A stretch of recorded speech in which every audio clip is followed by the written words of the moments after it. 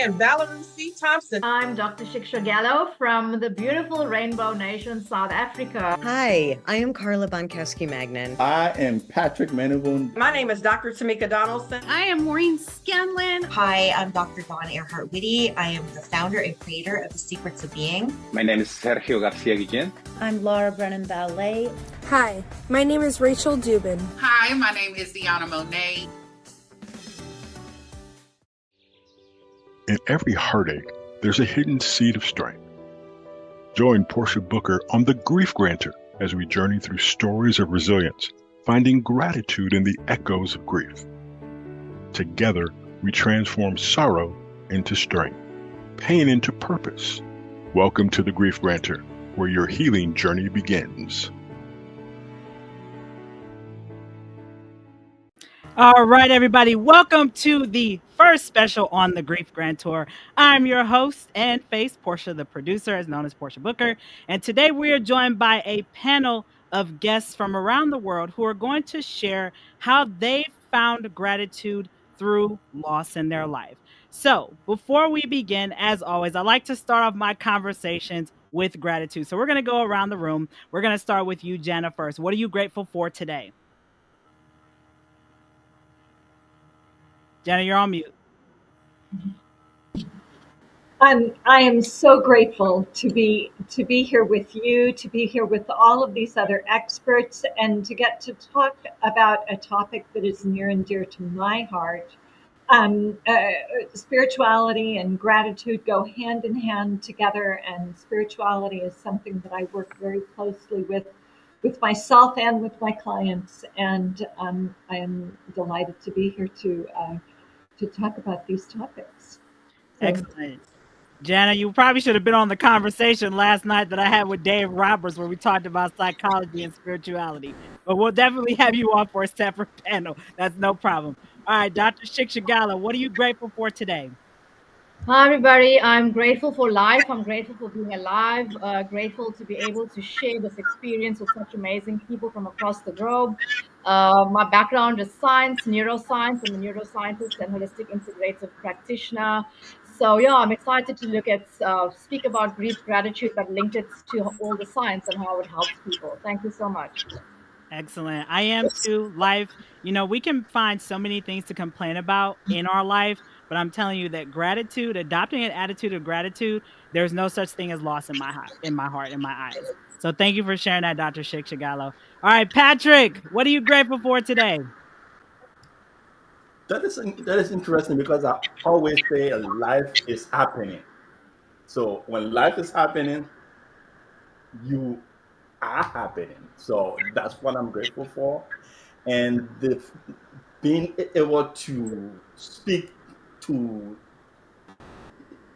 your audience and share with them what we have in our experience and our story and how it can help,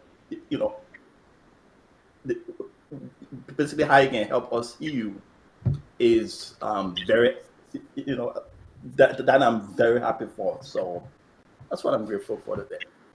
Life is truly happening, Patrick. I couldn't have said that better. I mean, I think we get so consumed in what has been stripped away from us or changed or transitioned that we forget that life is still going. Things are still happening for us. So thank you for sharing that.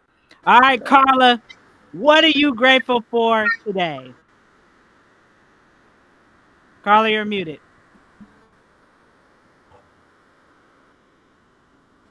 I muted because I remembered to mute, but I didn't remember to unmute.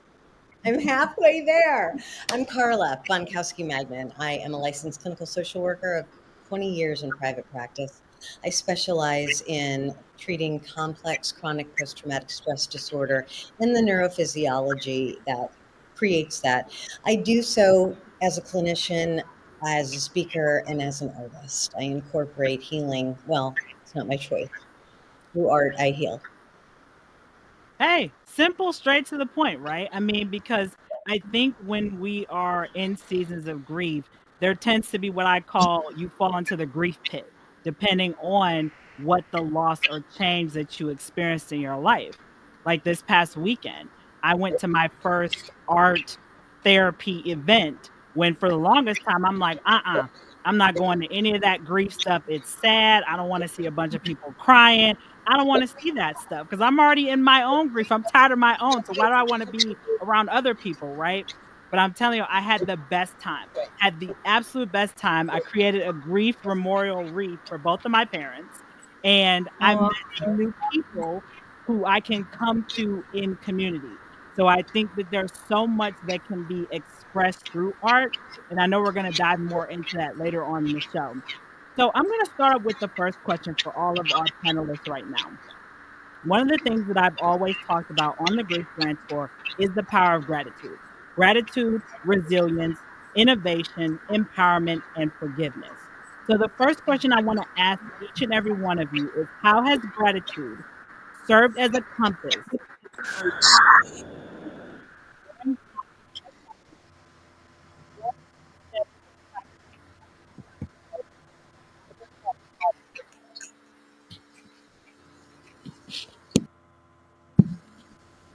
I think there was a breaking the sound, right? They're breaking the sound. Okay, I'll repeat the question really quick. So the question is, how has gratitude served as a compass for you or your clients during times of profound loss? Karla, did you want to start? Oh no, I was just saying I couldn't hear, but okay. I can if you'd like. Yes, can you start? Okay, sure. I as a trauma specialist in private practice, I hold space for all of my patients, and part of trauma, underneath that are myriad factors, and one of them is grief and loss. And I have been able to, through my own experiences with my mother departing, and then my torturer. I was in a very violent marriage, very abusive marriage for almost a decade, and he passed away from his disease of alcoholism before I was able to divorce him. For those two events to happen within the same 3-year time span was an enormous ordeal. And to put it in a nutshell so that everybody has time to speak, and please understand this always comes from a place of love and understanding. With my husband dying, as difficult as it's been, and I'm still recovering from it, I don't have the fear that I used to have, and I don't have somebody telling me that I'm not enough or I'm not anything that I think that I am, but I know that I am.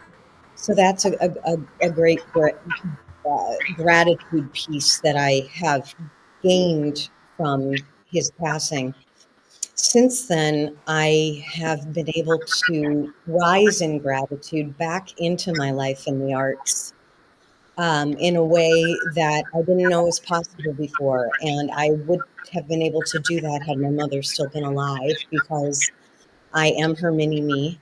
And my goal, my entire life, from the loss of being adopted as an infant, my goal was to please her my entire life. And I became her, except I'm not her, I'm me. And now I am her, but I'm also a performer and an artist and a creator, and all of those things are valid, legitimate, and glorious. So, not to put any happiness into this isn't a joy that these people are gone. Mm-hmm. What it is a joy that the good of them I retain and incorporate into myself. And in fact, I'll share a poem at the retreat that I wrote about this. I retain and integrate the strongest, most loving parts of them. But now as an adult, I have a choice, and I have the tools now. I have a choice to decide whether I'm going to live the life that my mom wanted me to live or that my husband wanted me to live. They're not here, and maybe that's a chicken way of doing it, but profoundly it has impacted me that they have fallen away, and I'm this tiny new little bud alone coming up from what's now underneath me. Well, I want to add too, Karla, really quick. I think you said something that's very profound, that even though they physically transitioned, in a sense, you were free. You've gained a sense of freedom that you feel like you didn't have for a period of time, and that's a gift. That is a again, gift. Through gratitude, nothing is truly lost. Thank you so much, Karla. I appreciate it. I have a follow-up question for you in a bit. Patrick, go ahead. What's do you want me to repeat the question? Would that work for everybody? It is interesting that I have come a long way, because I would not have been sitting here talking about, I am grateful that my mom left when I was just around 12, 13, back in Liberia, West Africa. So, hey, my mom was my everything. So she was my alarm clock in the morning. She used to go help me find girlfriends, even though I was 12, 11. Yeah, so just all of a sudden, because of politics and tribal things and things that a child will never understand, she packs her bag and she has to flee. And a child cannot comprehend that. I was 12, 13. I'm like, what is happening? They told me, well, I will make sure that I get you to the United States within 6 to 9 months. I came to the United States in 1999. It was 13 years later. Imagine going through that as a child. And I remember going within myself. For the first 12 years of my life, I forgot that I stuttered. And when she left, it's like she took my self-esteem, my self-image, and everything. And I just went inwards. I prevented myself from crying or from weeping and it became all about protecting myself from the world. Can't understand these. So we're supposed to be fighting against trap, but this guy is my friend. We go to school together. We are different tribe, but we friends. Doesn't make sense to me.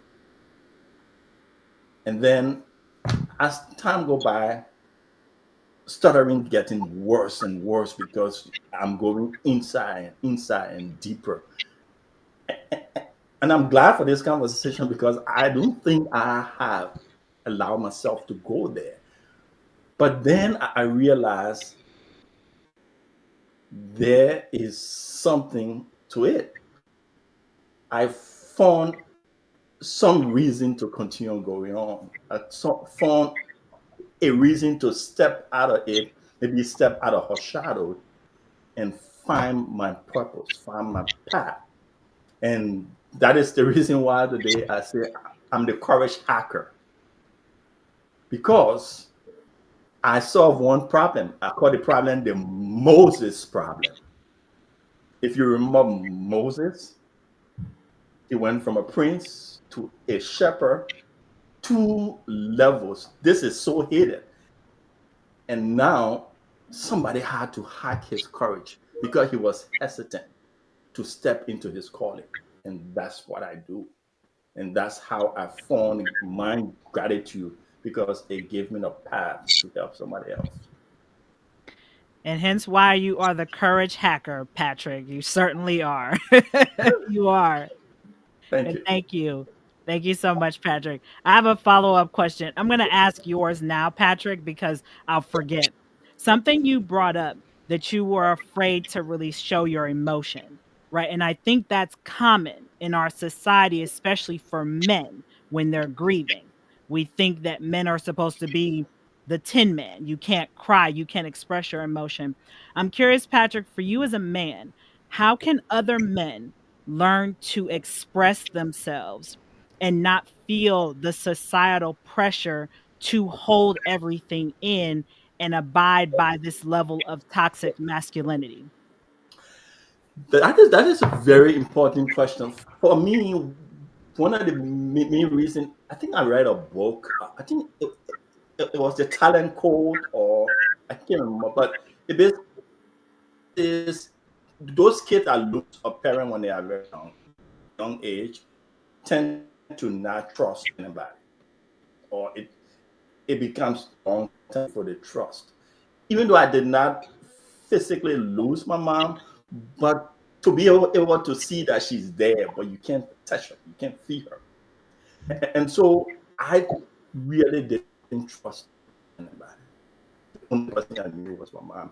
Even my aunts and everybody around, but the only person I knew was her. So I didn't trust anybody enough to pretty much, open up to them. And so I think that's one of the things men go through, because when you tell somebody something and it goes around and come back to you, there is no trust. And so we become very apprehensive to open up. And that is where I think being able to find that person, that mentor, that coach that you can confide in and just say, I'm hurt. But most people grow up, most of us don't have a mentor or system or coach or leader that can pull that out of us. And that's what I think is missing. And that's one of the places I hope to bridge the gap. Thank you, Patrick. I wanted to ask you that while it was fresh on my mind, because it literally just pinged something in me. Thank you so much for sharing that. All right, Shiksha, you are next.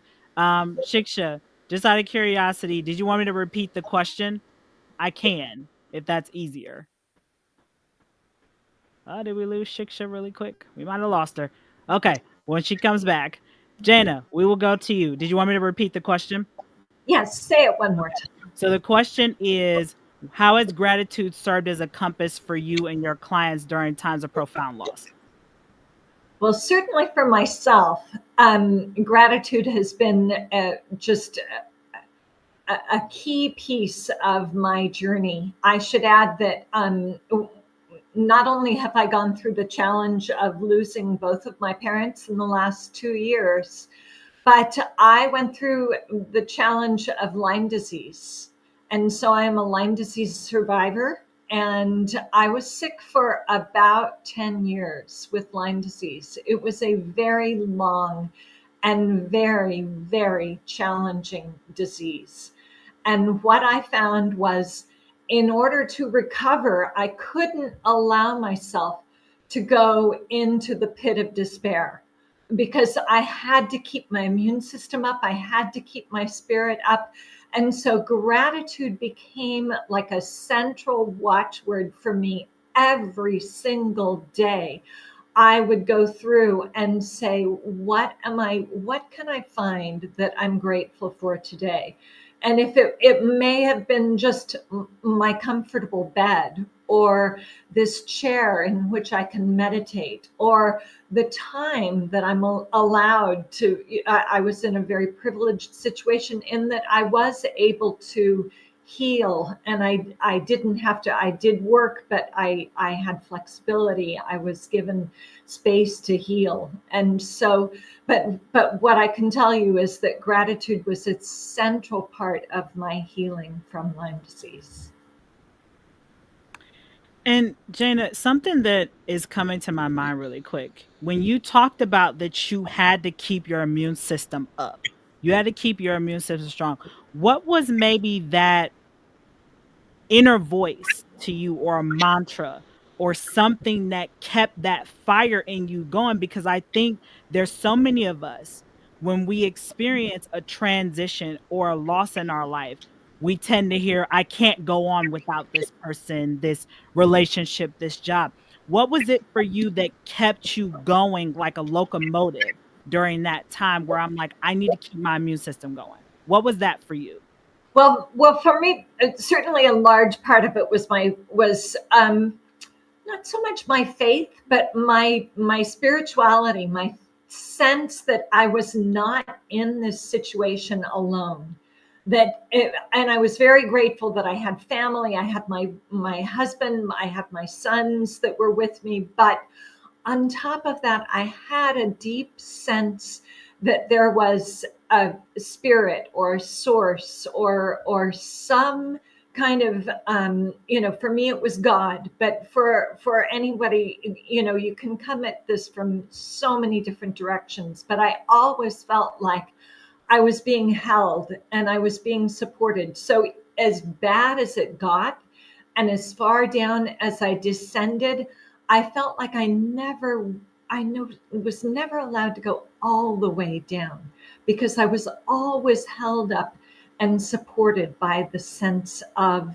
a spirit that held me and supported me. So I was very grateful that I was able to. There were days actually where I was really pissed off at God. I was so angry that disease is a loss, just like any other loss. I was losing time with my kids, losing time with my husband, losing time in my career. I was just stuck and frozen, and I was really pissed off even at God. But at the same time, I did feel like there was something that was sustaining me. And maybe it was my own inner strength or my own inner compass, but I always got the sense that there was someone else, another force there with me, supporting me. And that kept me where I was able to be grateful every single day. And I really stayed true to that gratitude practice every day. Janna, when I think about even my own grief journey, in my book, Finding Grace Within Grief, Her Transition, My Transformation, I wrote a chapter, the anger chapter, where I talked about how upset I was at God. Like literally, I wrote him 2 letters. I wrote God 2 letters like, "You're going to hear me, sir. You're going to hear me loud and clear." And it's funny when I think about how I thought I was the only one that felt angry and upset at the God of my understanding, that I couldn't hold him accountable for what I had went through. So it's funny to hear other people who are like, "Hey, I was raising my fist up." I'm telling you, Janna, me and God, I was ready to go and have a boxing match in my front yard. Like we about to have WWE SmackDown versus Raw, and that's it. There's no ifs, ands, or buts around this. But I'm going to continue that story for another day. Karla, I want to ask you, during your season of grief, as you were navigating the transition of your ex-husband, I'm curious, what was it for you, that mantra, or was it through art? Was it through dance? What was it that really kept you strong during that time? Because I know, as me and Janna have mentioned, there were times where we're just like, we're not happy.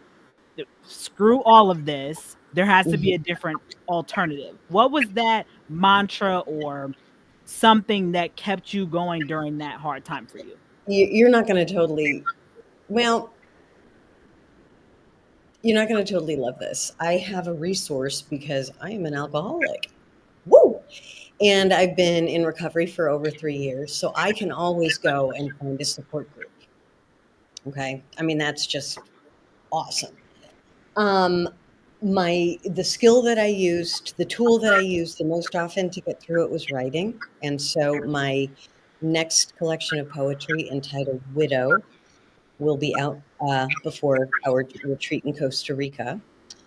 And how I did it was, I remembered, because with my clients, especially with children clients, having suffering a loss, I keep that energy alive. As we know, energy cannot be created and energy cannot be destroyed. So the love they have for daddy who left the house, or the love that I have for my really awful Jekyll and Hyde man that I was married to, I held on to that. I looked at the good pictures. I read the horrible texts. I remembered all of it and remembered that this isn't now. This is not now. I'm not afraid when the phone rings. I'm not afraid when a car pulls in my driveway. this isn't now, but I need to summarize for myself what this relationship has been, how it has affected me, and put all of it onto paper for me. That's how it worked for me. And it will be out. A poetry collection entitled Widow will be out very soon. There's a album or a song called Black Widow by one of my favorite bands called In This Moment. It kind of reminds me of what you just described. So listen to that song when you get a second, Karla. I sure will. Thank you. Patrick, I'm going to ask you the same question. What was the mantra for you that helped you during your season of your mom has kind of like left you, but she was coming back for you. But in that moment, you're like, mommy's not here. I need my mom here to help me, to support me, to defend me. I'm all by myself. Because little kids run to mommy, right? We don't always run to our father. It's always mommy, the one that we run to for everything. And so, Patrick, what was it for you? What was that mantra or whatever it was that kept you comforted during that season of loss or grief for you?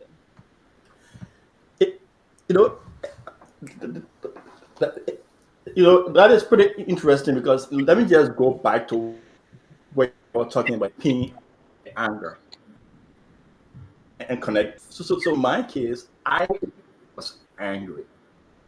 I wanted to hate somebody, but I didn't know who to hate, because it was between tribes.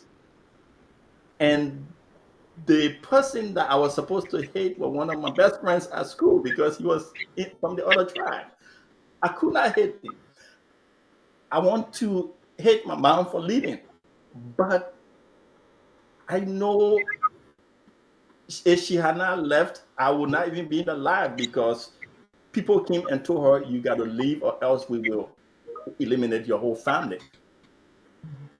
And so I really had anger for someone. I wanted to really spill it out on somebody, but I didn't know who. But the one thing that I know is, my mom was always there. And, and she told me a story about a situation with my dad, where around 3 years or so, when she separated from my dad, he told her, you and your son will not survive without me, without him. And she said she promised him that if she will do whatever it takes to take care of her son. And there's a passage in the book of Proverbs chapter 10 says, a child who is foolish is an insult to your mother. The child who is prosperous is a proud to his father. And being an only child, I never wanted my mom to be seen as a failure, in spite of the fact that she wasn't there. But one of the toughest things in Africa is when a mother has to weep for a foolish child. But it is all over now that I've come to the United States. It's a feeling. So that part of me held. I really angry with her for abandonment. Whatever the case is, there was abandonment. But I still don't want her only child, to be her biggest hurt. And that kept me going. And now that I think about it, it still keeps me going. Patrick, my favorite book in the Bible is Proverbs. And so I started laughing when you said that, because I knew exactly what you were saying. Proverbs is a very powerful book. To me, Proverbs, the whole entire book of Proverbs is gratitude. If you read it from a space of gratitude, think about all the stories, all the verses, all the different lessons that you learn in that book about life. It's truly a book of gratitude. Shiksha, I want to ask, I'm going to start off with a different question for you. We can hear you. Shiksha, I'm going to ask you a different question. based on your research and based on the kind of work that you do, can you share maybe from a scientific perspective, what are some scientific insights that can provide an impact of how gratitude can improve the grieving process? And maybe what are some things that you've discovered through working with your own clients on implementing gratitude as they're grieving? Okay, great. Thank you so much, guys. I'm glad to be back. So the feeling of gratitude, I'm going to talk about neuroscience and the brain. It's actually found in your prefrontal cortex. Okay, so this is your frontal lobe of the brain, and it plays a role in emotional responses such as empathy and making decisions. So what we found in science when we actually did MRI scans, we found that when you have gratitude, it causes synchronized activation of your multiple brain regions, and it lights that part up of the brain, which is your reward center in the hypothalamus. So if we live, in other words, if we live with an attitude of gratitude, your neural circuitry in your brain stem releases two crucial neurotransmitters. The one is the dopamine and the one is the serotonin. Now, these are our happy, feel good hormones. And what happens, how it works with grief, it actually counteracts the feeling of anxiety because it reduces the stress hormone, which is cortisol. And then when I coach or consult, with our patients, I use brain exercises to strengthen this part of the brain. So we can then recreate these neuronal pathways to feel happy again. So what happens in grief? It's the opposite, Portia. So grief will then activate that part of the brain where you're always in your fight and flight response. So your cortisol levels are always high, you're always anxious. So in order for us to use gratitude to work with the correct side of the brain to then light up the reward center, this is how it works in science. And I do a lot of work with my patients to give them, exercises to understand death. The only thing that's guaranteed in life is death. That's the only thing that we can guarantee. We're all going to die. How do we learn not to fear death, but rather to embrace living, live in joy and bliss? So I always use the scientific perspective of strengthening that part of the brain that is going to light up and give reward to counteract the flight and flight part of the brain where you're always in stress and anxiety. And I just want to add another part of science. The highest vibrational frequency is love, unconditional love.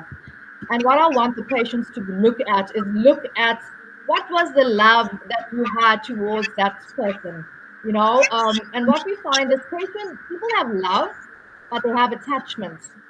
So there's a difference between unconditional love with attachments we call conditional love, because when you die you don't even take this body, right? We're not the body, we're not even the mind. You don't even take this body, you're not taking anything with you. So I teach the people, first thing is how to use science, how to use gratitude, how to use love, the highest vibrational frequency, how to let go of the fear of death.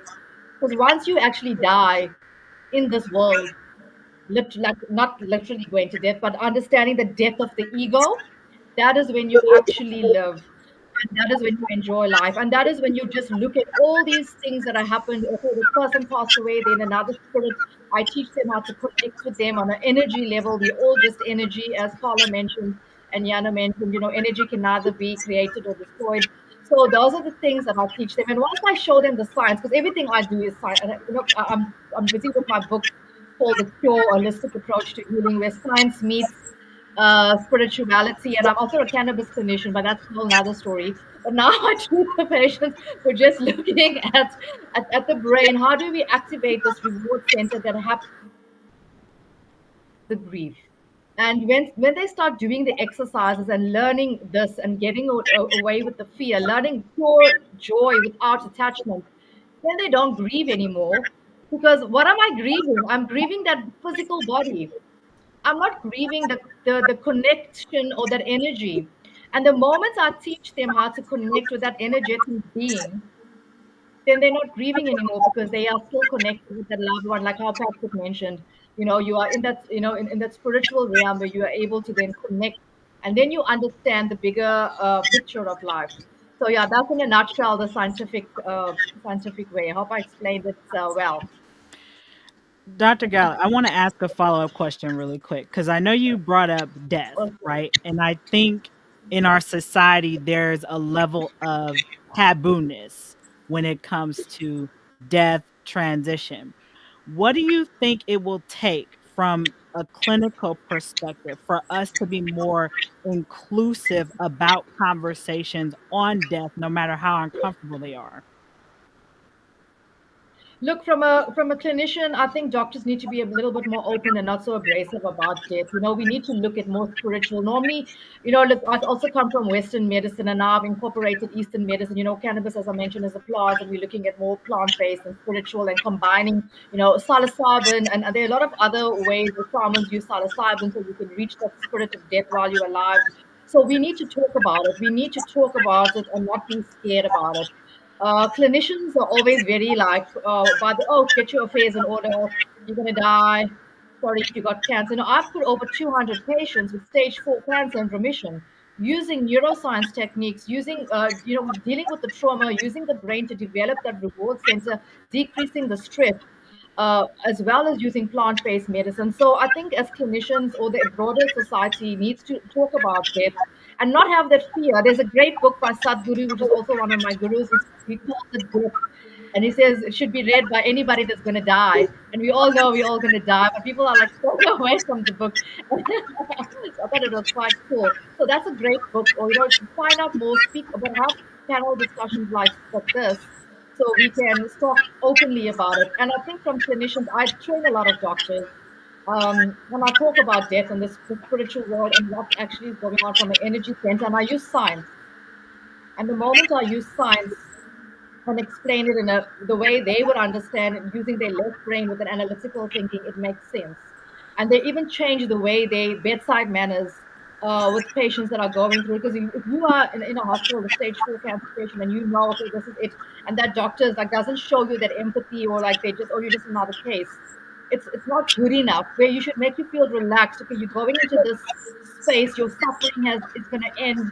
All of your karmas you paid for, you paid for it now, you move on. This is how life works. This is the energy system. And I think we need to be more open. That this is the time, guys. This is the year of the wooden dragon. This is the time for us, 2024, is to open our minds, see beyond these blinkers that we have all been through. We had COVID. COVID was a difficult time for us as medical professionals. It just showed us how everybody's working with blinkers on, how everybody's only interested in themselves. I will buy all the toilet paper. Why? You don't even know why you're doing that. So when this is the time where we need to show love. Let me work with you. Let me show love. Let me show that compassion. Risking. If I'm going to hug you, it doesn't matter if I'm going to get cold, but there's a bigger picture here. We are missing everything about it. We are human beings. We need to be loved. We need to be hugged. We need to be touched.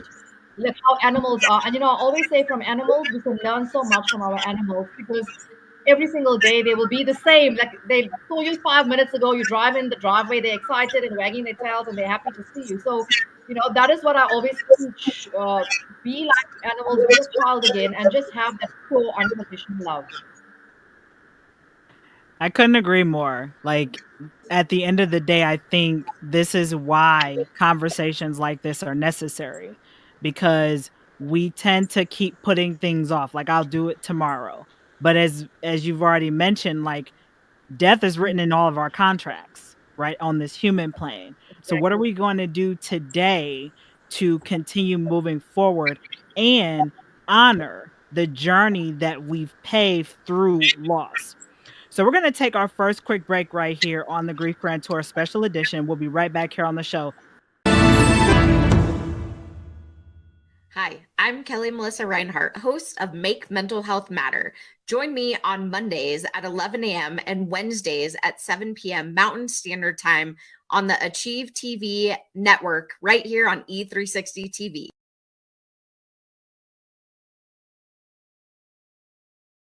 All right, everybody, welcome back right here on the Grief Grantor, our special episode titled Navigating Loss Through Gratitude. So one thing that I really want to touch on as we're entering the second half of the show from each and every one of our guests today is how can we really change the narrative through understanding our own personal perspective on loss. So I'm curious for all of you. I'm going to ask, I want to start with Janna first. Janna, we'll start with you again. So how do you think How do grieving practices and the expression of gratitude differ across what you've cultivated to know through your loss and what you knew before?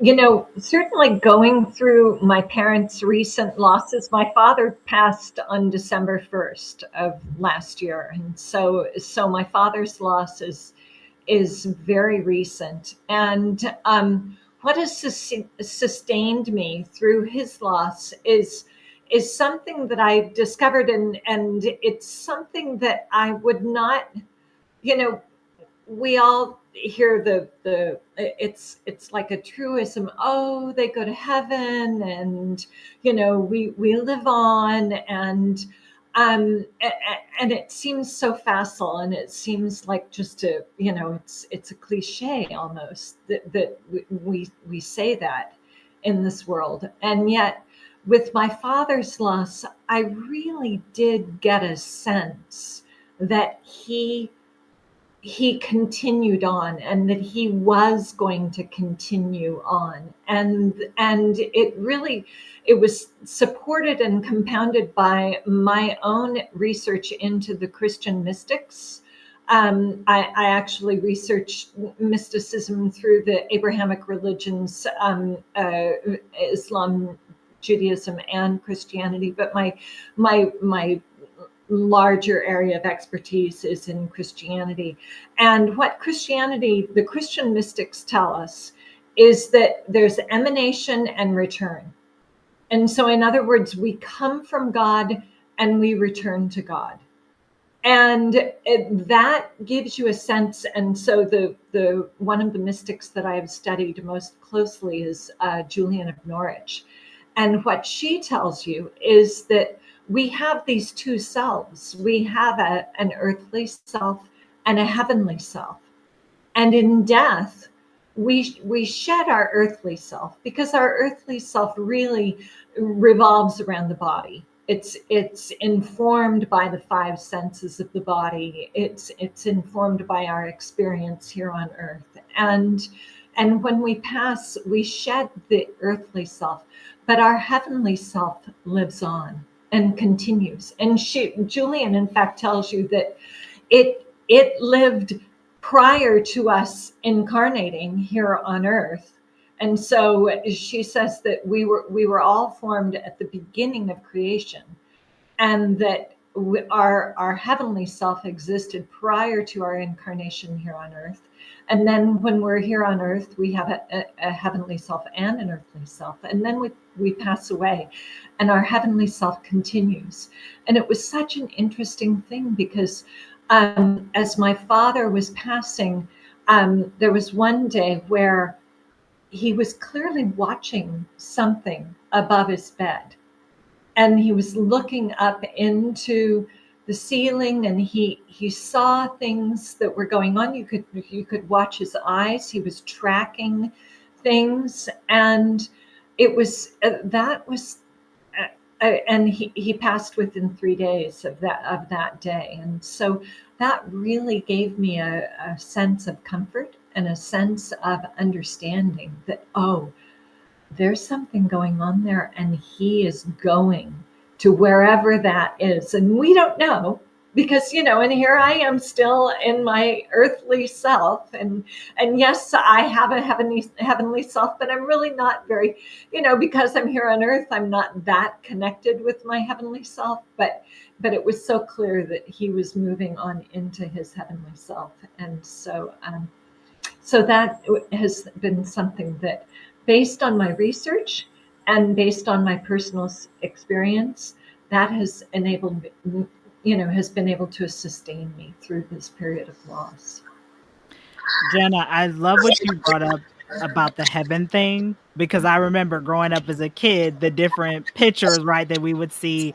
Oh, when someone transitions, they get their little wings, they have on the white gown. Or I've even seen pictures of, like, the same stork that delivers you as a baby. I've seen ones where the stork comes and gets you when you transition. So it's so funny to me, the different ways that we hear or understand or interpret grief or transition. So, Patrick, I'm curious, what about for you?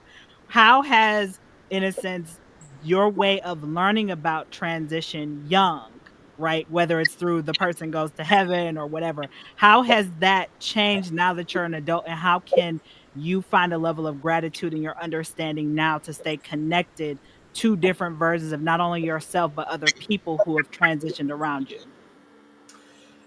It's interesting. I think a couple of months ago, my friend mom passed, and he and I, always spent time together.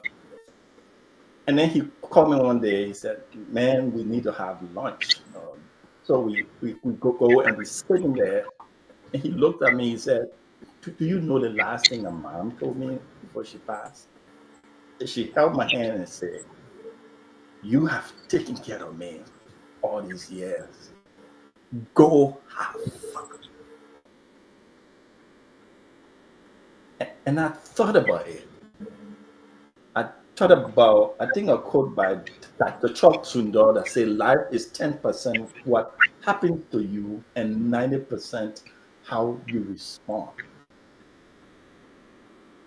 And I told him, and I just kept in contact with him, and he's like, "Man, it is so painful today."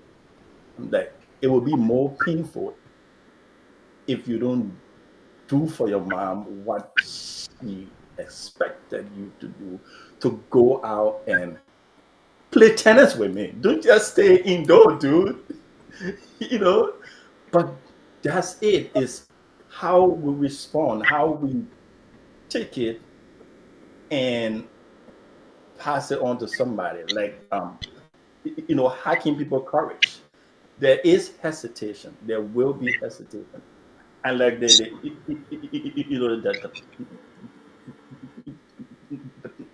doctor talk about the mind, the brain. The brain is trained to just fear, and our ability to bypass that into, like she said, that reward center where courage lives. Because going to that whole consciousness, courage is the borderline, and everything below it is, regret and fear and blame and everything else. When you hit courage, now the consciousness it opens up. And so the thing I have learned is, how do you transform the grief into something that serves? That's pretty much how I got to where I am. And then I stumbled across the story of Moses. When you look in his life, a lot of grief. And so how do we turn it into something that serves others? Something that is bigger than us? Going back again to the rewards. How do we live a purpose? Because that for me is bigger than anything. They say for lack of big vision, people perish. You don't only perish physically, you start to perish emotionally, spiritually, and all the other things before the physical perish comes about. So how do we use it to serve others, to lift others, to hack other people's courage to keep going? Thank you, Patrick. That just ignited a question that I'm going to ask Karla and Shiksha. So, Shiksha and Karla, from a clinical perspective, and Karla, I'll let you start first. How does being of service help us to work through emotions of grief as we're applying it to whether a physical activity of a movement or creating a nonprofit? How does doing that help us from a clinical standpoint, and how does that being of service shift things in our brain? Karla, you're muted. Sorry, guys. So the question is, how does my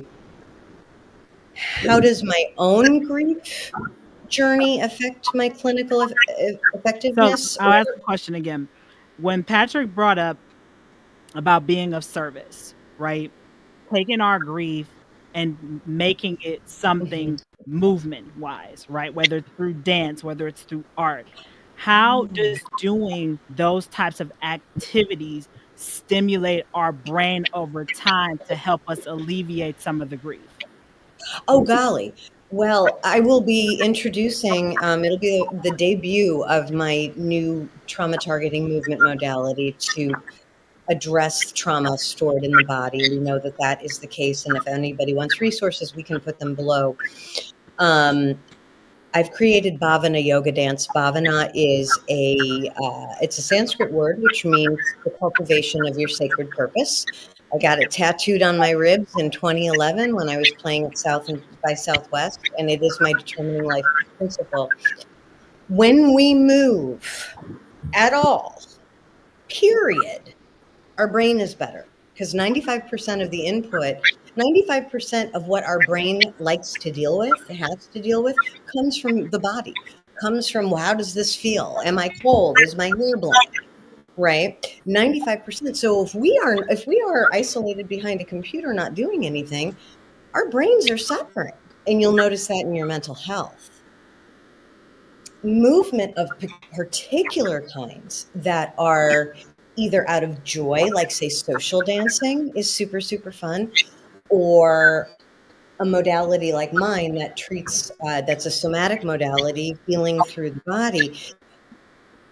Wow, it opens up pathways in our understanding. I can't speak to the physical of it. Maybe Dr. Shiksha can.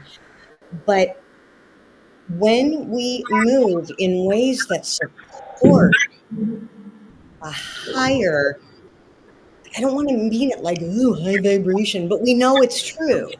We know it's true. The cultivation is cumulative, right? It's cumulative. We get better and better and better over time.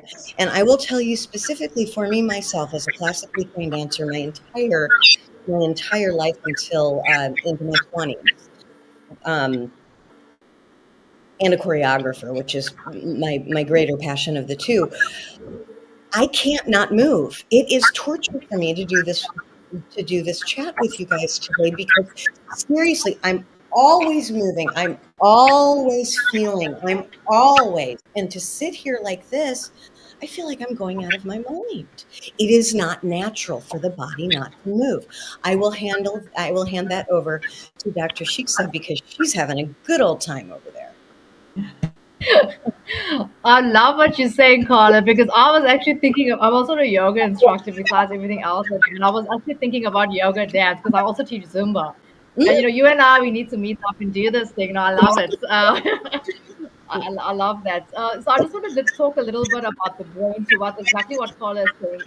By giving patients something to do, either movement, I give them a lot of meditation. How it works in the brain, there's something called neuroplasticity, which means we can actually change, the structure of the brain. There's something called Hebb's law, and what we say in neuroscience is neurons that fire together, wire together.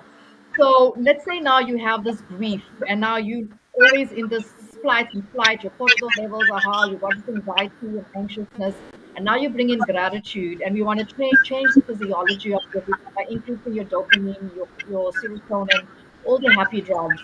So by giving them exercises that are going to put those neurons to fire together in a way where I want to change that neural circuitry into that of gratitude, of love, of joy, of bliss, they have to constantly do that. So they can't do it today, and then tomorrow they're going to go into back into that flight, and then it's not going to work. So exactly what Karla is saying, if we have different modalities, for example, if you're doing dance, I give them a lot of meditation. I work with mind power. I give them mind exercises to do. The mind is the biggest trickster, right? It'll tell us, oh, you're not good enough. You're an idiot. You don't know what you're doing. Your father died, because I also lost my parents about 2 years ago. So it's all of these things, and I teach them how to overcome the mind, how to control the mind, and not let the mind control you. And by me constantly giving them set exercises, I am now changing the neural circuitry pathway by getting the neurons to fire together. So they wire together to change that grief modality or the way that they're feeling in grief into the gratitude and getting rid of the anxiety, sadness that they feel, but having them feel love, joy, bliss. So I work constantly, and I do it constantly nonstop by following up with them for 3 months, and I give them exercises. Then I know that the brain wave is the neurons have changed and they're firing the way we want it, because I can see it by the way they respond. So that is just the science to what Karla mentioned. Thank you for sharing that, Dr. Shiksha, because I think we need to always tie both of those in, right? Because I think there tends to be a separation in our society where there's one track here, one track over here. So we're going to be taking another break shortly. But before we do, I want each and every one of our guests right now to leave a word of encouragement for our audience who's tuning in. So we'll start with you, Janna. Thank you again for coming on. Leave somebody a word of encouragement today as they are embarking on their grief journey wherever they are.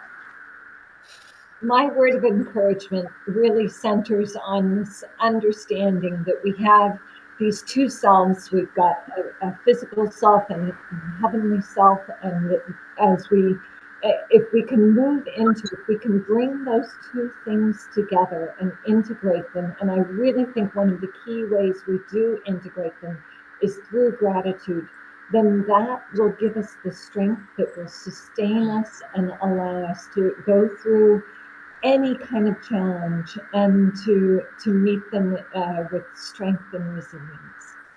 Thank you, Jen. I couldn't agree more. Gratitude, adopting an attitude of gratitude is key. Thank you.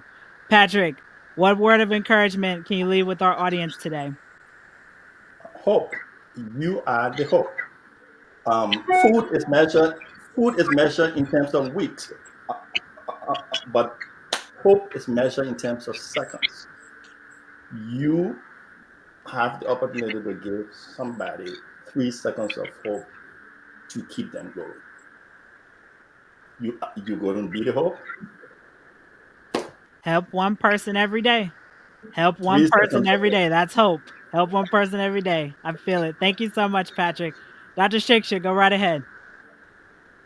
I would say love, guys. As I mentioned earlier, love is the highest vibrational frequency. If you have that unconditional love, you will overcome anything in your life, whether it's a difficult circumstance, grief, and love and gratitude go hand in hand. So love with your pure heart, unconditionally, and everything is going to work out. And love you guys so much. Thank you for the opportunity.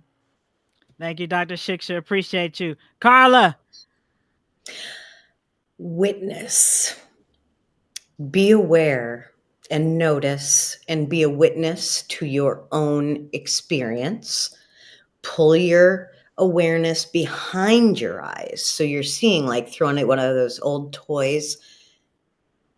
That will allow you to not attach. I'm not talking about detaching. To not attach where there is no attachment necessary. To not ascribe meaning where there is no meaning necessary. Every day of my journey after losing my mom, my first day trying to get sober in treatment, to losing my torturer almost 2 years later, to here I am now, over a year and a half later from that, I still every day am my own witness. And when I have to, I stand up and I testify and I say, this is who you are. So for me, Shiksha's got love, Patrick's got hope, and Janna, I don't have, okay, I'm just going to give up. Janna, I can't remember exactly what you said, but we're all saying the same thing. I'm taking it one step more human, like on the task list, witness, be a witness, and witness it going on with others.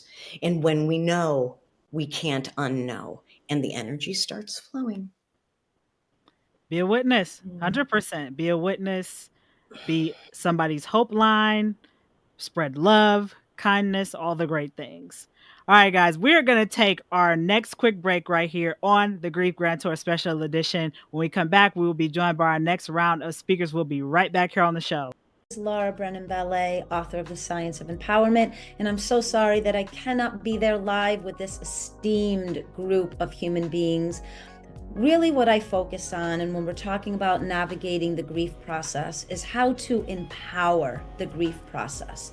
So whether it is an actual loss through transition of someone that we love so dearly, or it could simply be a moment of depression or sadness or isolation, there absolutely is a way to inspire, support, and empower this process so we come out of it better equipped, more resilient, to then take on the challenges that come after the grief process. So I look forward to offering anything and everything I possibly can to empower and navigate the grief process. Thank you. All right, everybody. Welcome back to the next edition of the Grief Grantor special. We are joined by our next round of speakers. We have Dr. Dawn Airhart Witte, Miss Valerie C. Thompson, and also Maureen. So everybody, really quick, I'm just curious, I want to do a really quick check-in for all of you really fast. When it comes to grief and your recent bout of grief that you've experienced, what has been your gratitude line that has helped you throughout this new season of your life? Valerie, I want to start with you because I know both of us have been in the same boat for a while. And I'm curious, what has been your lifeline of gratitude that has helped you after the transition of your son, Malik? Oh, thank you so much. Oh my goodness. So it would have to be the tools that I've already implemented. Meaning one of the tools, and I hear everybody talking about affirmation. So every day, one of the things I say is one of the scriptures, consider it pure joy when we face trials and tribulations of many kinds, because it gives us perseverance and it develops our character. So for me, I was able to move through the transition of my son, because I'm like you, I don't say loss. I didn't lose anyone and I haven't lost anything, because nothing belongs to me. No one belongs to me. Because of the tools that I put in place previously, that is why I'm able to stand here or sit here today with joy that only comes from the God in me. Valerie, thank you. Me and you are both on the same page. And I wanted to give you a moment to be able to share that, because I know when we speak about our grief, our journey, that it truly gives us another layer of strength and gratitude. Because when we are in these seasons where we don't understand, right? Janna said feeling angry, being upset with the God of her understanding. I can't tell you how many times that I've been there, right? But at the same time, every single night when I hit the bed, I say thank you. Absolutely. I say thank you. So I thank you so much for that, Valerie. All right, Dawn, what about you? What has been your affirmation or mantra that helps you through different seasons of grief, even if it's something recent or several years ago? It's always gratitude. Love and gratitude are the two things that I always cling on to, no matter what the grief is that I'm going through, whether it's losing my beloved dogs or, losing my father. It's always like, I had them. I had that love in my life, and they've come to visit me in my dreams. So I know that energy is still there and our connection still exists, but the love and gratitude for even ever having them in my life is what gets me through. Always. And that part, because I think we tend to bury them with them when we feel that there's a disconnection in our connection with them. But I'm the same way. Like, I'm grateful for the time that I had with both of my parents here. I'm grateful that I had them until I was an adult, right? Where I was able to learn so much about life, learn about their journeys, and to be able to incorporate both of them into what I do today. So I thank you so much for sharing that, Don. Serggio, Dr. Serggio, what has been your gratitude mantra that has kept you going through seasons of grief? This is a very interesting question.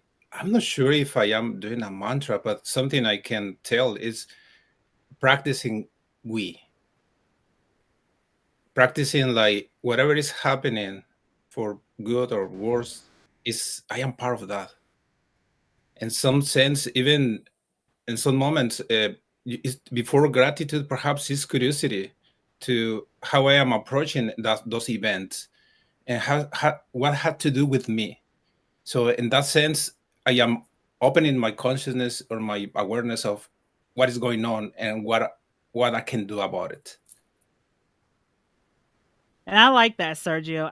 I'm glad that you said it in that way, opening your consciousness, right? Because I think we tend to shut down when we experience loss or grief, right? Everything around us becomes very gray. We don't understand. So it's hard for us to open up when, in a sense, we feel as though we've been shut down as a result of the loss or transition we've experienced. So I thank you for sharing that. Maureen! Hi! Maureen, what has been your either mantra or phrase or even a picture that has helped you to keep a level of gratitude during your seasons of grief? You know, and it's interesting, and I'd love to talk about this, you know, with our next questions. But when I think of grief, it isn't only just someone transitioning and leaving that big void. I think of, especially as a relationship coach, I think of those moments of grief, of losing relationships. And the way we get through those moments of grief that I help my clients through, and myself being divorced twice and losing people very close to me or having to distance. And we've all heard this phrase, this too shall pass. And that doesn't mean we're going to forget about it. What I always think about is the intensity of what I feel at this moment will decrease with time. This intensity of sorrow and anger and everything's magnified, this too shall pass. But we have to feel it first. And I know that we can't skip over that. And we know with the grief process and all the different stages, that applies to every experience in our lives that has a stage of grief with it. So for me, it's always just reassuring myself, it's okay to feel this way today, but this is going to pass. And it keeps me looking forward to the days where it won't feel so hard. Maureen, you know, whenever you speak to me, I come up with like 8 different questions. So there's another question I'm going to go around with based on what you just said. When it comes to grief, I noticed even for me, sometimes I don't want to feel it. I don't want to feel the anger. I don't want to feel the sadness. You get sick and tired of being sick and tired in your grief pit, right? So I want to start off with you, Valerie. When it comes to how you felt after Malik transitioned, and when you have those moments where you really miss that physical connection with him, right? What does it take for you to honor the emotions that you currently have and remind yourself that this is only temporary? Thank you. Great question. So I can't answer that question without first saying, again, whatever I have experienced on this journey, it prepared me for the transition of Malik. So because my father passed away or transitioned when I was 15, my mother when I was 27, and my brother when I was 29. Those situations, temporary, right? They positioned me for July 14th of 2023 when Malik transitioned. So for me, because I had to deal with that already, I believe in revealing what's going on, dealing with it, and healing continuously, right? So when I miss Malik's physical presence, I immediately thank God for the time that I had with him. And it has given me a deeper understanding of life and death. So I have no anger.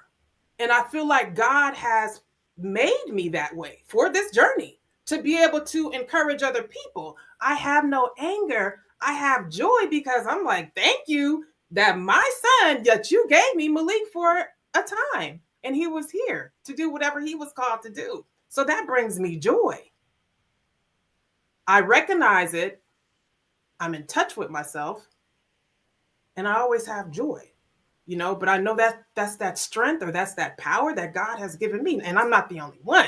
But again, my experiences previously give me the joy that I have today. And I'm forever grateful for that, because I know that some people don't have that joy when someone transitions. So I'm called to share that.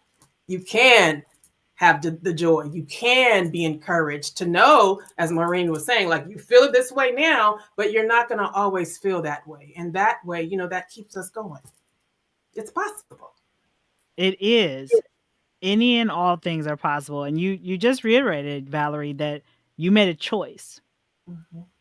And I think a lot of people don't realize the amount of choice that they have when it comes to their grief journey. And I know Patrick kind of alluded to, he didn't know who to be angry at, right? Mm.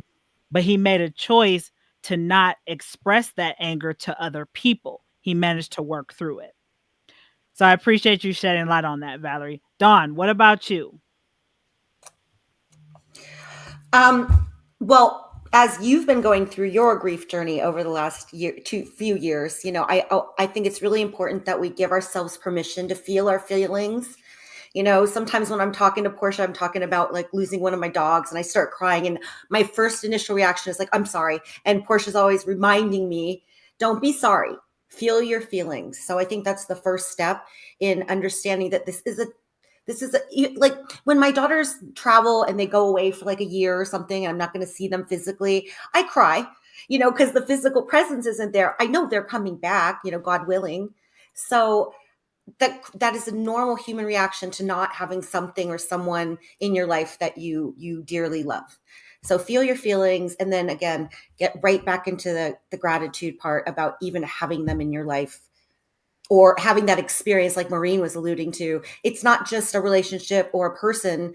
We can have grief when we lose something we thought we really wanted, like a job, or, some kind of situation that we were really, excited to happen, and then we don't get it. And then there's a loss there. There's a grief process there. So feel your feelings, and then, pick yourself up and have gratitude for the situation. And also understand that like everything is happening for a reason, even if you can't see the reason at that moment. I was going to say, Dawn, you might want to add a little disclaimer after that, because not everybody's going to see it as such. They're not going to see it, especially if they're knee deep in their grief, right? It reminds me, Dawn, of when I went to the funeral home to pick up my mom's ashes. And as I'm putting her ashes in my back seat, I didn't want her ashes to be swirling around my car. So I put a nice little seatbelt over. Oh yeah, I wanted mom to be comfortable, right? Coming back home, right? And I remember that epiphany that came into the window that said, hey, Portia, what if your mom's transition is for your transformation? And I'm like, what does that even mean? Mind you, this is 2 weeks after my mom is transitioned and this epiphany comes. But now I see that everything happens on purpose, for a purpose. So, Serggio, what about you? My relationship with grief is very interesting. I think I was born in a family who was grieving, and even societies like one, but societies like still grieving something. And my parents, they lost they have a baby. When he was 9 months old, he passed away, or he transitioned, or he just changed clothes somehow. And so I think that was very like tangible in the family. So eventually I have all the connection I have after that. I couldn't really understand what was happening. The first funeral I went, I saw this body of my cousin lying there, and I couldn't see anybody there. I saw the body, but I didn't perceive somebody there. And so through the time, I have to learn how to be even grateful and how to understand grief. I have to train, because perhaps the question before was about gratitude, but I have to learn how to do that, because in the past I was forced to do it, and society is like, you have to be grateful. But how's that works if it is not coming from? It's something innate in everybody of us, but sometimes we have to remember that it shouldn't be something forced. Sometimes we have to learn to spontaneously be grateful. And that's what we train for that. And that's why people, as you are, teaching somebody else to do it. So grief has a lot of gifts, but in the way to get into that is a transition, it's a journey. A journey perhaps it doesn't end because you still mourn your beloved ones. You feel like they're there, and yet they are physically not there. So I think the relationship with it has been changing constantly. And I like these expressions of the death is the mirror where all the meanings of life is just reflecting back to us. And I think that's happening now, and it's happening everywhere and there. Serggio, you said one of my favorite phrases, that grief brings about several gifts, right? And I'm going to touch on that question later on because it truly does.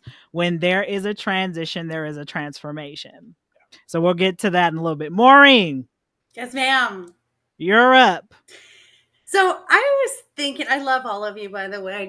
I love being last too, by the way, because I get like, oh yeah. It's great. You guys are amazing. I was thinking grief is the loss of a person, a expectation, or a hope that leaves us feeling abandoned and out of control. And what happens with anything that we feel we have no control out of, we get back into our circle of control. I can control my thoughts, my feelings, my words, my actions. One of the things I use often for myself and advise others to use is, write it down. Writing down, why am I feeling so lost? What am I feeling? I'm feeling sad. Why am I feeling sad? Well, I miss this person. What do I miss about this person? And then you slowly sort of work yourself through to the good times. I miss their voice. I remember when we would laugh when we would see each other. I remember this inside joke that we had, or, in my case and Dawn's case, losing our dogs. I mean, that's like losing a child for me.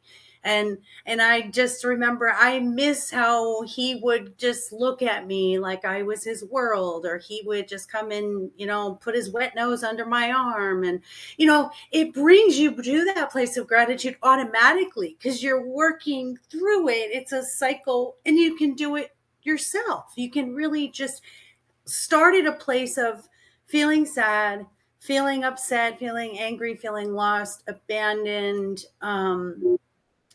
and out of control. And you can end it at, I feel this because of the love that I was fortunate enough to have, the fun that I was fortunate enough to have, the memories I was fortunate enough to make through this process of grief. And again, whether it's someone transitioning or a relationship, without having fantasies or false delusions, it's okay to look back on a relationship that ended and say, wow, I really liked the good times that we had. And so you just work through it, and eventually you end up at a place of just feeling good about what was, but also hope for what's coming, and how you can honor them. Like you said, in by the river with you doing the balloons.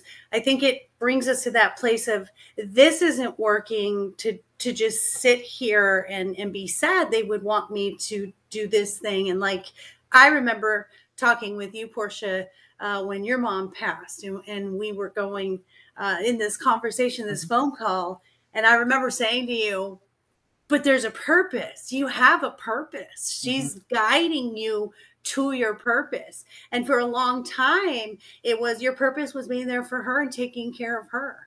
And when she transitioned, she literally opened that door and shone that light and said, here's the purpose. Here's the thing that you get to do now. I get to let you shine.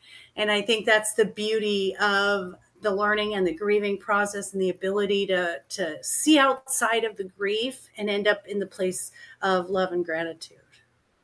And I think, Maureen, you said it, like when we experience grieve, whether it's the result of physical transition, our four-legged companions, my parents, or even relationships that have changed, or even I think of when you have to relocate from your circle, or let's say all of us are entrepreneurs, when you make the pivot from corporate to entrepreneurship, right? There's a level of grief that comes there because of all the expectations that we have. But I'm a firm believer that when we experience a change in our life, a loss or whatever, it's one door closing, but other doors opening. And I always tell all my friends who are going through some level of grief, I always ask them, what are you grateful for? Where can you find the gratitude in this situation? Because if you look for it, right, that will help you to start easing all of those heavy emotions because you've experienced something that someone else has not.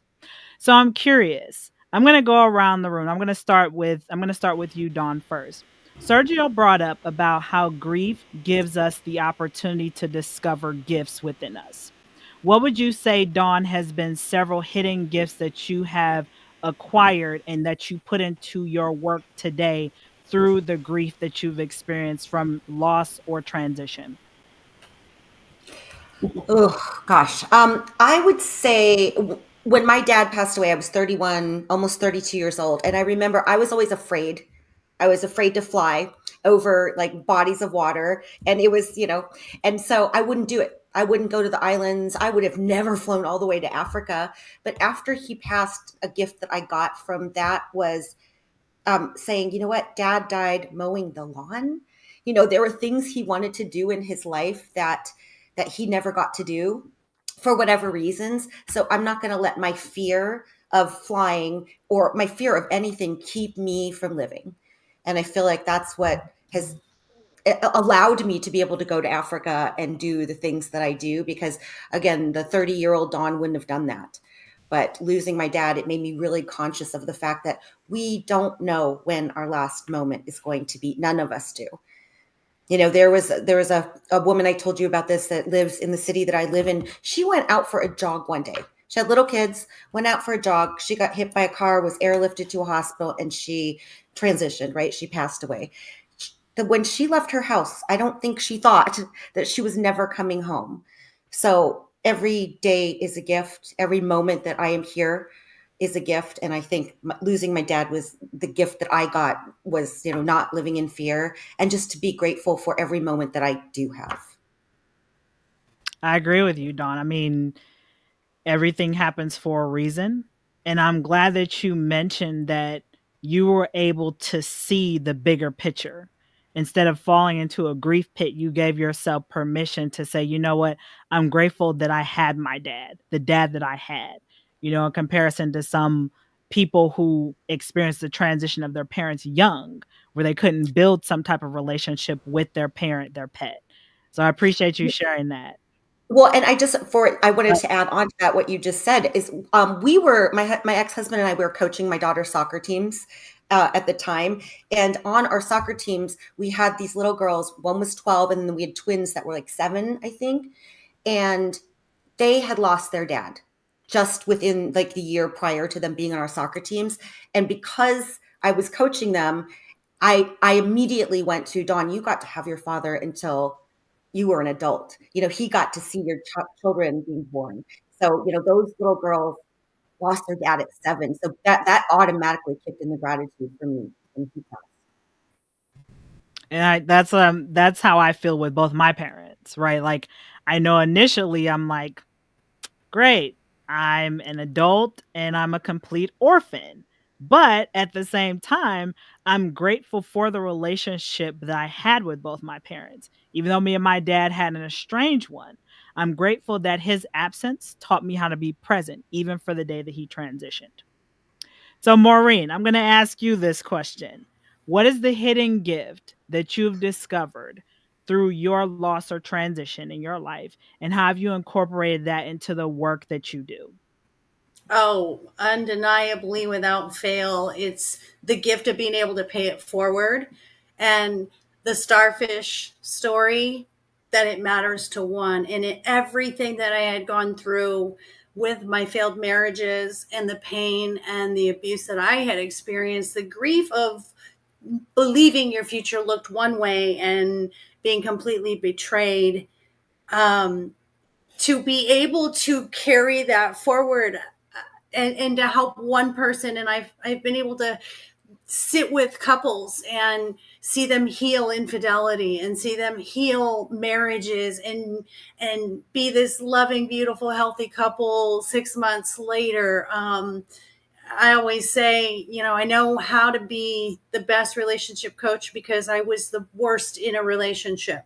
So, I earned my stripes. I earned that ability, but the paying it forward has been such a gift, and to be able to share the message with people of hope and to say, if you're in an abusive situation, I'm here. I get it. Let's get you out of there. Let me help you through this, or getting through a divorce, or it's the gift of service, the gift of being able to be the voice my younger self needed has been everything to me. And that even though it was halfway, through my life, that I didn't have to go the other half feeling unworthy. And now I can pay this forward to anyone who needs it and has this safe space with me. So that's the gift, is take the pain and turn it into love for someone else. Pay it forward.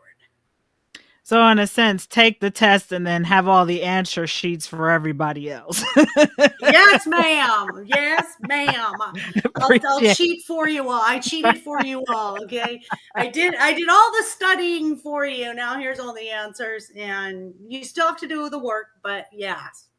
The school of hard knocks was Maureen's went through it, and she's been able to help us through it. That's right. Serggio. All right. What is your hidden gift that you have developed through transition or loss in your life, and how have you incorporated that into the work that you do? Yeah. I love the word integration, and I think in this case, and perhaps I will reframe a little bit the idea of grief or the loss of somebody is giving you a gift. It's the same, perhaps, just in my mind it works better if I think like when you are living a tragedy or some difficult time, is about the resources you have, spiritual, energetically, the family, the community. Is that like is triggering that? But I will put the gratitude into those other elements. So integration, because that gave me, I think since very early age, give me the idea like the life I was living in that time and still now is bigger than I thought, or the way I was taught from society, my family. So that's that expansion. As I expand and I understand a little more about you, about everybody, I understand more myself, and I can integrate that in some level, and I can make it funcional. So in that way, I feel more complete, because it's part, grief is part of life. And even I will touch just the traditions. I understand it. I mean, I was born and raised in central Mexico. The day of the Dia de Muertos, the Day of the Dead, like now it's very popular, and it's mutating, it's changing. But in essence, it's to see beauty, and I love that tradition, and I like to see it the different ways it's being expressed through countries, through regions, because there is a lot of different cultural variations in Central and Mexico in general, and as well in Central America. And I love the way everybody is experiencing that, and it is expressing artistically and very creative ways. So understanding like, grief as death, it has more angles, more facets, like just losing something. So yeah, perhaps integration and expansion are being the gifts from that experiences. And you're right, Serggio. I mean, there's so many different layers to grief, but in our society, we tend to only emphasize grief as a result of physical transition, instead of the grief of when we experience a friendship breakup, or the grief when you make a positive decision. Like, I recently went through something where I got ordained, and I recognized that taking on this new endeavor, it's a great opportunity. But there's a level of grief there because I'm like, oh, great. I'm stepping into this new role. What are people going to think of me? What do I think of me now? Right? So I think, to your point, the integration piece is key as we embark on our journey to help other people to see that grief is not what we think. There's other ways to work with it and to honor it. And it's not just from the physical transition. Yeah, Valerie. Oh, go ahead. I'm sorry. I want to add something because, and the working with this, with clinicians, especially clinicians, healers, and other sort of people who is serving, I think is key and is very, very important. And in a way, we are honoring those who, the two main traumas of people in medicine is seeing the first person who died and the first patient dying. So if we cultivate we have a culture of honoring death, honoring the loss, we may have more opportunities to be open to new things and be more liberated about that too. 100%. Go ahead, Maureen. Can I add something? I want to thank you guys. This is piggybacking off of that. I think one of the reasons in our society we have so much depression and anxiety is that we downplay anything that is not a physical loss. And I really believe that.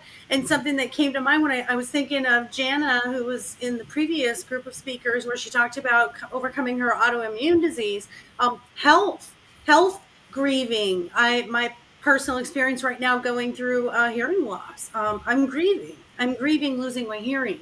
And so we downplay it because if you speak this to others, you say, well, I'm going through a hearing loss. Oh, wow. Well, I lost my father, Maureen. It's kind of like, oh, sorry, you're right. This is no big deal. I think that it really does add, and I'm sure Serggio sees it too as a physician, we downplay what grief is to one another. And I think we really need to value, if someone's coming to you with something that they're grieving, we need to give them that safe space, and we need to say, wow, I can see this is really difficult for you, whatever this is, losing a job or having to move or empty nesting when your child goes to college, all of it. We need to place as much importance on it as we would for ourselves. As I always say, if it matters to you, it should matter to me. So thank you for letting me add that. And I think, too, Dawn added my favorite quote in the chat, that grief is grief, love is love, pain is pain, loss is loss. I think in our society, we tend to compare our grief, but in reality, we all experienced a loss. That's the common denominator. So there's no room for comparison. Maureen, thank you for being vulnerable to share about your hearing transition, right? Like, even for me, making this new decision to become ordained and to come under my minister to start ministering, right? We tend to want to throw everybody else's grief under ours because of what we experience. But at the end of the day, if we look at it from the space that all of us experience a loss, that is the collective community that we need to come together under. Valerie, I want you to be able to answer the question before we go to break. So, what is the hidden gift that you have cultivated through any loss or transition in your life, and how have you incorporated that into your purposeful work? So many gifts, because as I'm sitting here listening to everyone, again, grief coming from transition of a loved one, or grief coming from relationships or jobs or moving, like, it's not a singular event, but it's a plural one that we all have experienced. So for me, the first thing that's coming to me is, again, there are many gifts, but self-love, value, setting boundaries, owning my truth. Those are things that I can, if not for the pain, as Maureen said, right? If not for the pain, there's no gain. So because of grief on many different levels, I've been able to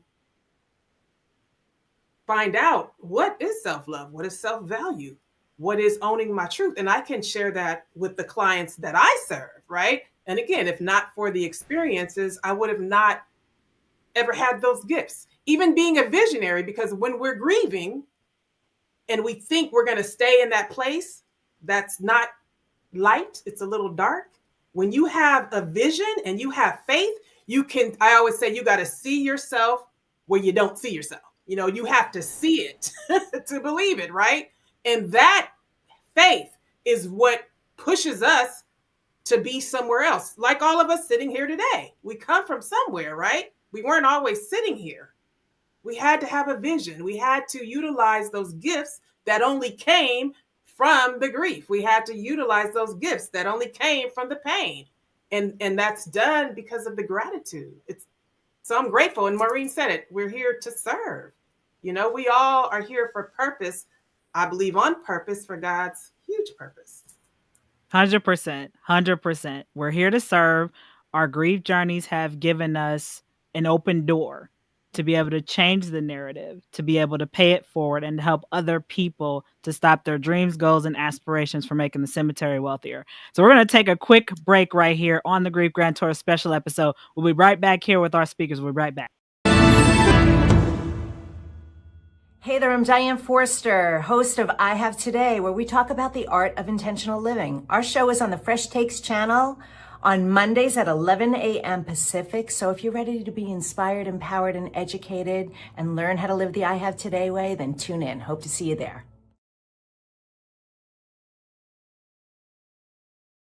All right, welcome back here on the Grief Grantor. We are joined by our speakers who are speaking from their level of experience when it comes to navigating their grief journey using gratitude. So I want to take a moment before we get to the next question. For everybody who is here, we will be at a retreat in Costa Rica in a couple of weeks. So Dawn, I'm going to give you the opportunity. We're going to go back around. Dawn, I'm going to give you the opportunity to share with our audience about the retreat and what you will be speaking on there and how they can sign up and register. Oh, thank you, Portia. All of these speakers are going to be at this retreat, including a few others who couldn't join us today. But I've been wanting to do this retreat. I had a vision for it years ago with the intention of sharing some of those aha moments, just like we were talking about, the lessons that we learned through our journeys, whether they're painful experiences or joyous experiences, sharing those aha moments. Maureen has a podcast. I wish I knew, but my dog did. I never knew. But those are the secrets of being, and we all have secrets of being that we would like to share. And the other part of, aside from sharing those, is finding a like-minded community, finding people who get you, people who see you, people who, when you are going through one of life's, situations, to have the people to call and to lean on and to support you. That's what I want to create. I want to create that space for people. It's going to be in beautiful Costa Rica. I love Costa Rica. The hotel is a beautiful location. They've been very kind. And one of the things I love about Costa Rica is their saying is pura vida. And it's pure living. And it's just a beautiful, warm, welcoming place to visit. And I'm just super excited about it. I can't wait. When you just said it's weeks away, I'm like, oh my gosh, it is weeks away. But I'm super excited about it. And you can find out more about it at thesecretsofbeing.com. And Dawn, what are you going to be speaking at the retreat? My topic is secrets of being. I'm just going to talk about some of those, my aha moments. Excellent. That have really made a big change in my life and the way I view every circumstance that I go through. So for our audience who's tuning in, if you want to attend the retreat, you can visit thesecretsofbeing.com for more information, or just message any one of your speakers here. We'd be glad to help you out. Valerie, what will you be speaking about at the retreat in Costa Rica? I will be speaking about living in freedom, 8 truths to personal freedom. One of which I had to discover through grief.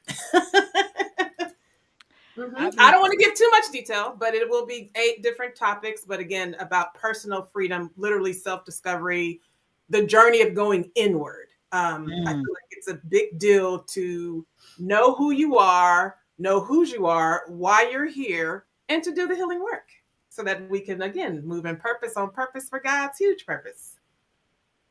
I think you already summed it up. Do the healing work. I mean, literally do, because that's what it takes, right? How can we really begin to elevate or start to expand our mind if we're not open to doing the deep work and asking ourselves, hey, maybe I'm the one that's the problem one in this situation, right?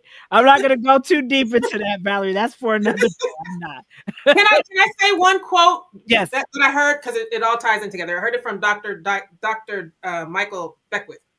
So it's saying, like, we have to move to another state in our consciousness as we move to another stage in life. And it literally makes sense, right? Again, working on ourselves takes us to different stages in life. The more we do it, the more we heal, the more we grow, go, and flow. Like it all ties in together. Valerie, that reminds me of the book The Game of Life by Florence Scovel Shinn. That book is ancient. And I remember in the very beginning of the book, it says, man is not your enemy, man is not your friend, for man is your teacher, which means everything that occurs for us in this lifetime is for our greatest good, and it's to teach us something, whether it's the bad lessons or the people who, transitioned in our life. I've learned so much from my mom post her transition and while she was physically here. Same thing with my father. He was absent majority of my life, but his absence taught me to be present even as he was transitioning. I agree with you guys, 100%. Thank you so much for sharing that. Serggio, what will you be speaking to our audience about at the retreat? Well, mainly I'm going to talk about inner leadership, integrative inner leadership. And the reason of doing that has to do with inner experience. There are hierarchies. There are different aspects of ourselves, like are constantly interacting with the outside world.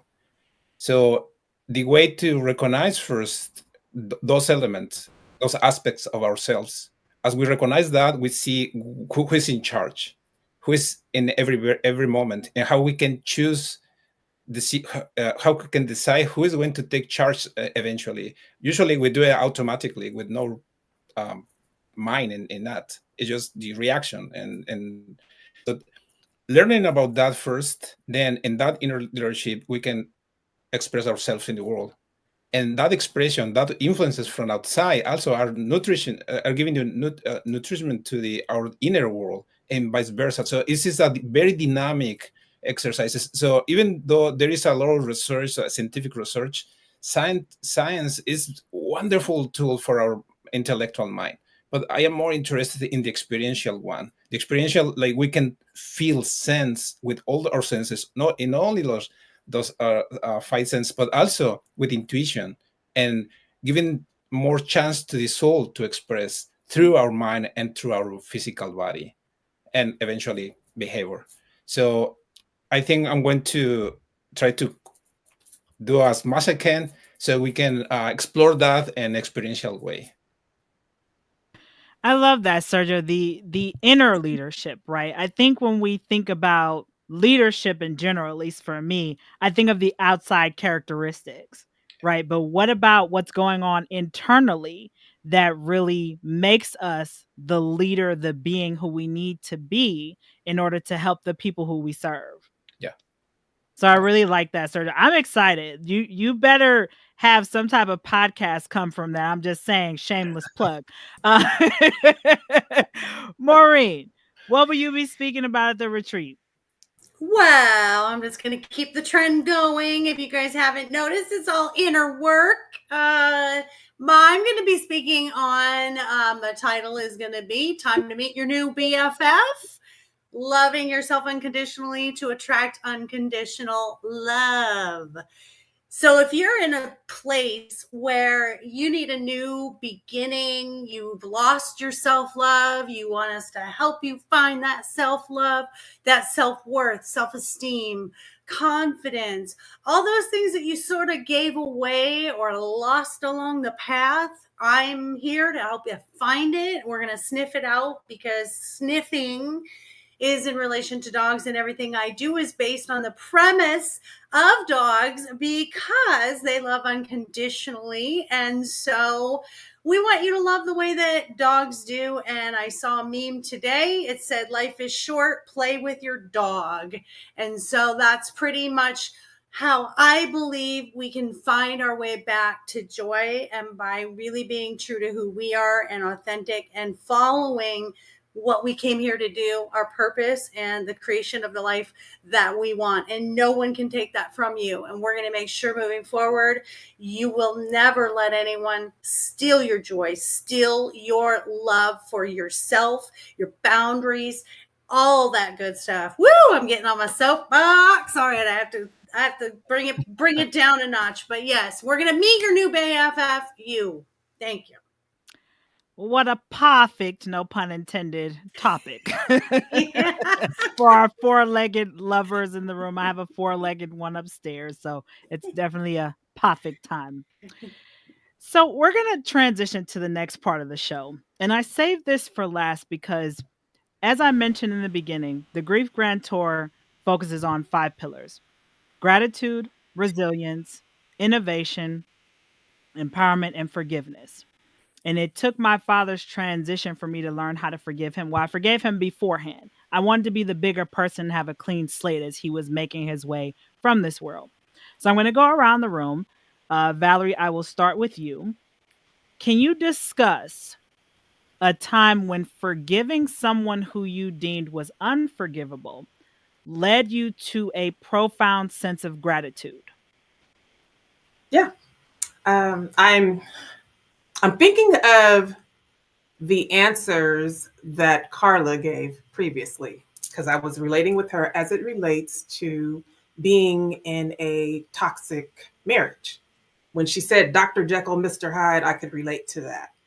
And I remember feeling like frustrated more than anything, because I had to figure out how to get out of this situation that I was in. And so one thing that I knew, I had to forgive. And the moment I did that, I became very grateful again for everything that I had learned because of my pain. So every day I'm like, thank you. Because of you, I have so much joy because of you. Again, I know how to love myself. I know how I learned how to heal myself. I know how to go in and trust my intuition because of you, because of the experience. I'm a better person and I can show up differently and serve. So I'm so grateful for that experience and saying, you know what? I forgive you. I forgive myself, but I know that it all worked together for the good of a whole. Not taking anything personal. It's all about purpose. 100%. I mean, and you already said it, it takes that level of being the bigger person and not letting the external overshadow the internal light that you're already beaming. Yes. Thank you so much for sharing that, Valerie. Thebomb.com.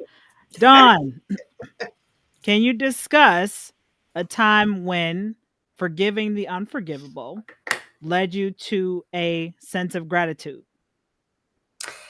Yeah. I think forgiveness is for us. It's not for the other person. Forgiveness. So there have been people in my life, like people I thought were very, very close friends who, took advantage and did things. And I forgive them because then I don't have to carry that around with me. So I am grateful that I had the experience. I learned a lesson. Maybe I learned, to be a little bit more discerning in my life. So I'm grateful for that. And again, then I harbor no ill intent or no ill will or don't want to seek revenge, like none of that stuff, because again, forgiveness is for me and it helps me live a peaceful, happy life when I can, forgive the unforgivable. 100%. And as I mentioned, like every experience we have is our teacher. Everything that occurs for us is for our greatest and highest good. And I can relate, Dawn. I mean, I can be honest with my family.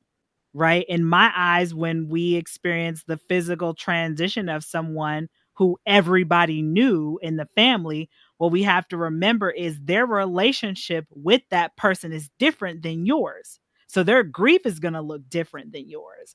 So maybe their way of expressing their grief is to distance, right? And I remember when my mom came to see me in a dream when I was in Canada, and she literally told me, let go, Portia, of all your anger and resentment, because they don't understand. And when we look at it from that aspect, that everybody is not going to be able to see grief from the same lens as us, we're able to show them still love and compassion, but also if they need us, we're open to them with open arms because we know where they're at. So I just felt the need to say that. That just came out. Serggio, I'm so sorry. Serggio. Yeah. So the question is, can you discuss a time when forgiving the unforgivable led to a profound sense of gratitude for you? Yeah, that's happening every day practically. And first, again, like gratitude, I had to learn about that, because also it was one of those things, like, if you are not forgiving somebody, it's morally is not correct. It's not nice to hold grudges against somebody, or it's not nice, and so it didn't feel natural. And it was like around 10 years ago when I moved back to Northern California, and my father was sick with ALS. And in that long transition, when you have somebody at home sick in that way, can be very traumatic by like everybody.